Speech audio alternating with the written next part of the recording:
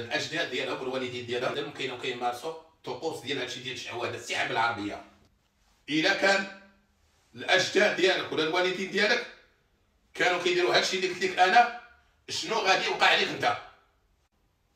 عديد من الناس كيتعذبوا بسبب الاجداد ديالهم، الاخطاء ديال الاجداد ديالهم، بسبب الاخطاء ديال الاجداد ديالهم. لا زواج، لا خدمه، لا فرحه. ديك الفرحه اللي كتفرح بها انت فرحان وكتبسم وكتفوش على راسك، هو ديما مغبون،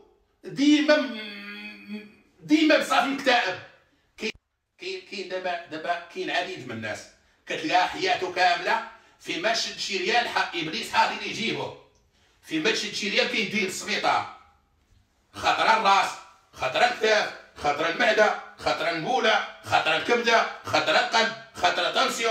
كاين اللي مسكينه دابا كتكون ضحيه كتلقى عندها العاده الشهريه على طول العام. كاين اللي كينتقم ليها تلوح الوليد 7 خطرات 8 خطرات حتى كتحمل وتلوح.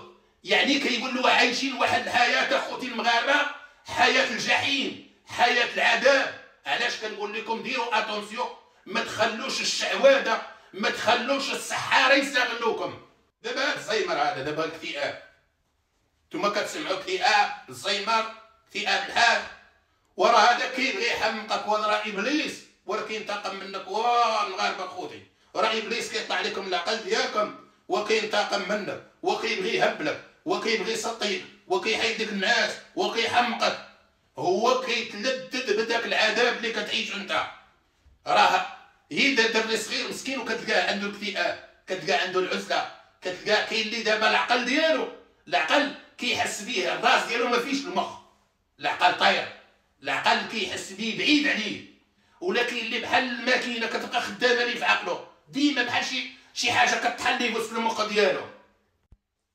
كاين الناس اللي كتولي الله يستر كتشعل لهم العافيه في الدار، كاين الناس اللي كيولي عندهم الرجل، كاين الناس اللي كيولي الحجر يعني كيتشير عليهم، كاين الناس اللي كيضربوا عليهم بالشراجم، كاين الناس اللي كيتحرقوا عندهم البولار، كاين الناس اللي مثلا كتلقى الماء كيتشعل، الروبينيات ديال الماء كيبداو يخدموا بأدهم. كاين العديد من الناس اللي كيسمع الاصوات يقدر يسمع سميتو.